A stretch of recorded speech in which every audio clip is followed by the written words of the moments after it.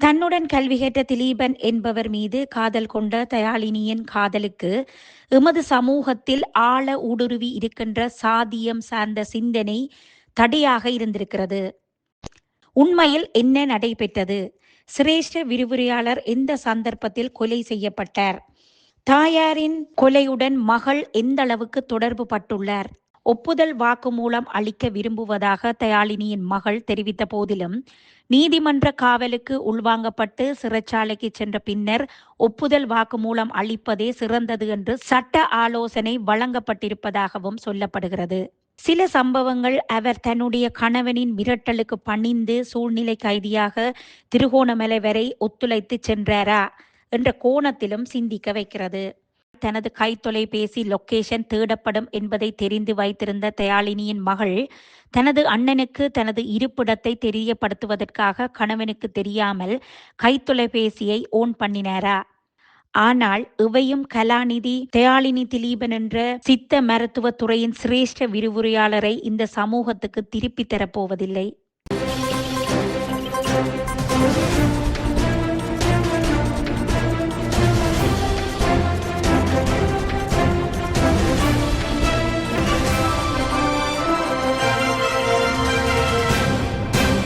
சித்த மருத்துவத்துறையின் சிரேஷ்ட விரிவுரையாளர் கலாநிதி தயாளினி திலீபனின் இறுதிக்கிரிகைகள் நடைபெற்று முடிந்திருக்கிறது.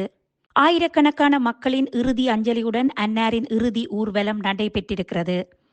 இறுதி கடமைகளை ரஜரட்ட பல்கலைக்கழகத்தில் விரிவுரையாளராக பணியாற்றி வருகின்ற மகன் செய்து முடித்திருக்கிறார். தற்போது போலீஸ் காவலில் இருக்கின்ற அன்னாரின் மகளும் இறுதி கிரிகைகளில் கலந்து கொண்டு தன்னுடைய தாயாரை வழி அனுப்பி வைத்திருந்த காட்சி அங்கு குழுமியிருந்தவர்களின் மத்தியில் பல்வேறு மன ஓட்டங்களை ஏற்படுத்தியதை அவதானிக்க கூடியதாக இருந்தது. அந்த மன ஓட்டங்கள் பாதிக்கப்பட்டுள்ள அந்த குடும்பத்தினை பற்றிய புரிதலுக்கு ஏற்ப ஒவ்வொருவருக்கும் வேறுபட்டிருந்தமையை அவதானிக்க கூடியதாக இருந்தது.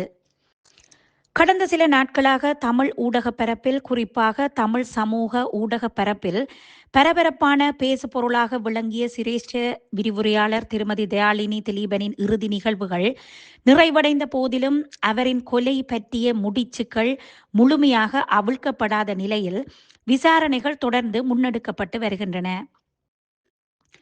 கொலையுடன் சம்பந்தப்பட்டவர்கள் என்ற அடிப்படையில் சந்தேக நபர்களாக சிரேஷ்ட விரிவுரையாளரின் மகளும் மகளை பதிவு திருமணம் செய்து கொண்ட 21 வயது மாத்திரமே நிரம்பிய இளைஞனும் கைது செய்யப்பட்டுள்ள போதிலும் உண்மையில் என்ன நடைபெற்றது? சிரேஷ்ட விரிவுரையாளர் எந்த சந்தர்ப்பத்தில் கொலை செய்யப்பட்டார்? தாயாரின் கொலையுடன் மகள் எந்த அளவுக்கு தொடர்பு பட்டுள்ளார் போன்ற கேள்விகளுக்கான விடைகள் இன்னும் விசாரணையாளர்களுக்கு கிடைக்கவில்லை என்பதை ஊகிக்க கூடியதாக இருக்கிறது. திருமதி தயாளினி திலீபனை பொறுத்தவரையில் தான் தெரிவு செய்த கல்வித்துறையில் தன்னை முழுமையாக ஈடுபடுத்தி உச்சத்தை தொட்ட போதிலும் அவருடைய தனிப்பட்ட வாழ்வு அவர் ரசிக்கும் வகையில் அமையவில்லை என்பதை அவரை அறிந்த தரப்புகளில் இருந்து தற்போது வெளிவருகின்ற தகவல்கள் மூலம் அறியக்கூடியதாக இருக்கிறது. அராலியை பூர்வீகமாக கொண்ட திருமதி தயாளினி பல்கலைக்கழகத்தில் கல்வி கற்ற காலப்பகுதியிலேயே திருமணம் செய்து கொண்டுள்ளார். தன்னுடன் கல்வி கேட்ட திலீபன் என்பவர் மீது காதல் கொண்ட தயாளினியின் காதலுக்கு எமது சமூகத்தில் ஆழ ஊடுருவி இருக்கின்ற சாதியம் சார்ந்த சிந்தனை தடையாக இருந்திருக்கிறது. தன்னுடைய பெற்றோரினதும் உறவுகளினதும் எதிர்ப்பை மீறி திருமதி தயாளினி தன்னுடைய காதலனான திலீபனை திருமணம் செய்து கொண்டுள்ளார். திலீபன் தயாளினி தம்பதியரின் இல்லற வாழ்விற்கு அடையாளமாக 2 குழந்தைகள் அடுத்தடுத்து பிறந்த போதிலும் அவர்களின் இல்லற வாழ்வு நீண்ட காலம் இனிமையானதாக தொடரவில்லை. திலீபனின் ஆழ் மனவடுவாக பதிந்திருந்த சாதியம் சார்ந்த தாழ்வு மனப்பான்மையும் தயாளினியின் உறவினர்கள் தங்களை ஒதுக்கி வைத்திருந்தமை போன்ற காரணங்கள் இவர்களின் குடும்ப வாழ்வில் கீறல்களாக ஆரம்பித்து இருவருக்கும் இடையில் இடைவெளியை உருவாக்கியது. அந்த இடைவெளி விவாகரத்திற்காக நீதிமன்ற படிகளில் ஏறி நின்றது. இந்த விவாகரத்து வழக்கில் அமர தயாளினி சார்பாக முன்னாள் நாடாளுமன்ற உறுப்பினர் MA சுமந்திரன் ஆஜராகி இருந்ததாகவும் சொல்லப்படுகிறது. கணவன் மனைவி இருவருடைய விருப்பத்துக்கு மேற்ப நீதிமன்றத்தினால் விவாகரத்து வழங்கப்பட்ட நிலையில் இடைப்பட்ட காலத்தில் திருமதி தயாளினி திலீபன் என்ற பெயர் தொழிற்சார் விடயங்களில் நன்கு பழக்கப்பட்டிருந்தமையினால் திருமதி தயாளினி நீதிமன்றத்தில் விசேட கோரிக்கையை முன்வைத்து தன்னுடைய பெயரின் பின்னால் திலீபன் என்ற பெயரை தொடர்ந்தும் பாவிப்பதற்கான அனுமதியை நீதிமன்றத்தினூடாக திலீபனிடம் பெற்றுக்கொண்டார். தொடர்ந்து தன்னுடைய பிள்ளைகளை இந்த சமூகத்தில் நல்லவர்களாகவும் வல்லவர்களாகவும் வளர்ப்பதுடன் தன்னுடைய கல்வி தகமைகளை உயர்த்தி கொள்வதிலும் அதேபோன்று தன்னுடைய மாணவர்களின் வளர்ச்சியிலும் பரிவுடன் செயற்பட்டார் என்பதை அவரின் இறுதி கிரிகைகளில் கலந்து கொண்ட அவரின் மாணவர்களின் எண்ணிக்கை வெளிப்படுத்தியிருந்தது. ஆம், தற்போது கலாநிதி தயாளினி திலீபன் கொலை செய்யப்பட்டு விட்டார். அவரின் கொலை பற்றிய ஊகங்கள் பலவாறாக வெளிப்பட்டு கொண்டிருக்கின்றன. திருமதி தயாளினி திலீபனின் கொலைக்கான காரணம் இன்று சொல்லப்படுகின்ற அவரின் மகளின் காதல் மற்றும் இரகசியமாக செய்து கொள்ளப்பட்ட பதிவு திருமணத்தின் விவாகரத்து வழக்கு போன்ற விடயங்கள் வெளியுலகுக்கு புதிய செய்தியாக இருக்கின்ற போதிலும் அவர்களின் குடும்பத்தில் கடந்த 1-2 வருடங்களாக பூதாகரமான பிரச்சனையாகவே இருந்திருக்கிறது. தன்னுடைய 18வது வயதில் தயாளினியின் மகள் பதிவு திருமணம் செய்து கொண்ட போதிலும் குறித்த இளைஞனுக்கும் தயாளினியின் மகளுக்கும் இடையில் தொடர்ச்சியாக முரண்பாடுகளும் குடும்ப வன்முறைகளும் இடம்பெற்று வந்ததாக தயாளினியின் மகனுக்கு நெருக்கமான வட்டாரங்கள் தெரிவிக்கின்றன. குறிப்பாக வீட்டை விட்டு வெளியேறி பதிவு திருமணம் செய்து கொண்ட தயாளினியின் மகள் சில மாதங்களிலேயே குறித்த இளைஞனுடன் வாழ முடியாது என்று வீட்டுக்கு திரும்பி வந்திருக்கிறார். பின்னர் தாய் மற்றும் சகோதரரின் அறிவுரைகளை செவிமடுக்காமல் மீண்டும் 2 தடவைகள் அதே இளைஞனுடன் வீட்டை விட்டு செல்வதும் வருவதுமாக அந்த 20 வயதை எட்டாத இளம் பெண்ணின் செயற்பாடுகள் பக்குவமற்ற விதத்தில் தொடர்ந்துள்ளது. இதனை நிரூபிக்கும் வகையில் பல்வேறு குற்றச்சாட்டுகளும் குடும்ப வன்முறையின் கீழான போலீஸ் முறைப்பாடுகளும் இருப்பதாகவும் சொல்லப்படுகிறது.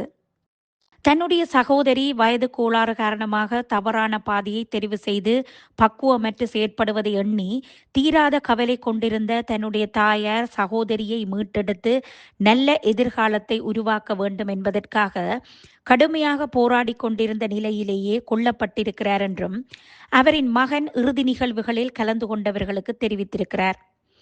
உண்மையில் என்ன நடந்தது என்பது தொடர்பாக ஒப்புதல் வாக்குமூலம் அளிக்க விரும்புவதாக தயாளினியின் மகள் தெரிவித்த போதிலும் நீதிமன்ற காவலுக்கு உள்வாங்கப்பட்டு சிறைச்சாலைக்கு சென்ற பின்னர் ஒப்புதல் வாக்குமூலம் அளிப்பதே சிறந்தது என்று சட்ட ஆலோசனை வழங்கப்பட்டிருப்பதாகவும் சொல்லப்படுகிறது. ஆக மகளின் வாக்குமூலம் இந்த கொலை தொடர்பான பல்வேறு உண்மைகளை வெளிப்படுத்தும் என்று எதிர்பார்க்கப்படுகிறது. விரிவுரையாளர் தயாளினியின் கொலைக்கு அவரது மகளும் காதல் போதையில் உடந்தையாக இருந்திருக்கலாம் என்று பரவாறாக சொல்லப்படுகின்ற போதிலும் சில சம்பவங்கள் அவர் தன்னுடைய கணவனின் மிரட்டலுக்கு பணிந்து சூழ்நிலை கைதியாக திருகோணமலை வரை ஒத்துழைத்து சென்றாரா என்ற கோணத்திலும் சிந்திக்க வைக்கிறது.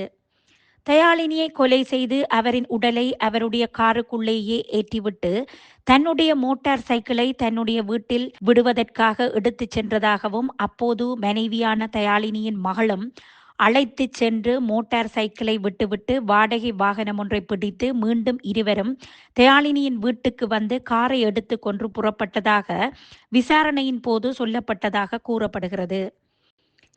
இது மனைவியை அங்கேயே விட்டு சென்றால் அவர் தப்பி சென்று விடுவார் என்ற காரணத்தினால் கணவனான இளைஞனினால் வற்புறுத்தி தன்னோடு அழைத்து செல்லப்பட்டாரா என்ற கோணத்தில் சிந்திக்க தோன்றுகிறது. அடுத்ததாக வீட்டில் இருந்து புறப்பட்டதில் இருந்து தன்னுடைய கைத்தொலைபேசியை நிறுத்தி வைத்திருந்த தயாளினியின் மகள் திருகோணமலையில் தாங்கள் தங்குவதற்கான வீட்டை வாடகைக்கு எடுத்து அங்குதான் தங்கப் போகிறோம் என்பதை உறுதிப்படுத்திய பின்னர் தன்னுடைய கைத்தொலைபேசியை இயங்க வைத்திருக்கிறார். எனினும் சிறிது நேரத்திலேயே லொக்கேஷன் ஏற்பாடுகள் நிறுத்தப்பட்டுள்ளது.